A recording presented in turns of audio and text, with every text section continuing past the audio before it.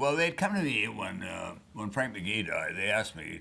I was one of the part of the tryout crowd, and I had a good week. And they it was kind of by consensus that they thought I should do it, and they came to me and said, "We want you to do it." But in those days, people forget this. The the Today Show host had to do the commercials, and it was Alpo, and a lot of cheesy stuff. And I said, "No, I'm not going to do that. I'm in the middle of the biggest story in American politics. I'm not leaving the White House. I'm just not going to do it." And they said, "Do you know how much this is going to pay you?" And I said, "I do, but I'm not leaving. I'm going to stay."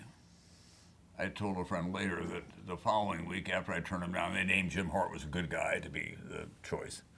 I was in Los Angeles, and I was in a helicopter getting to the airport. I was flying over a Tony part of the San Fernando Valley, and every house had a beautiful swimming pool. And I thought, maybe I could have had that.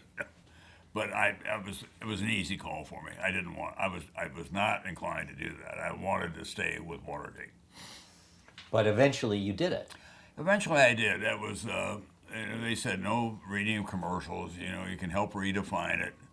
I had been through the greatest story the White House could possibly produce. I liked Jerry Ford to cover. Things were changing. So part of the deal with me accepting the Today Show was that I didn't have to give up my political reporting. I covered all the conventions and the primaries when I got there. Well, they said to me, "We've got to do the Today Show because we need you to do that. If we want you to do nightly news at some point, and to get in line for that, you have to do that. You have to help us with this."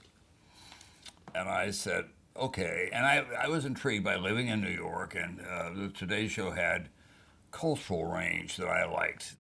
It was old-fashioned in those days, too old-fashioned it turns out, because it had for years been had no competition in the mornings. They could do whatever they wanted to do. And when I arrived, they were still putting harpsichordists on at 7:20 in the morning in gold brocade dresses. I mean, it's just wait a minute, folks.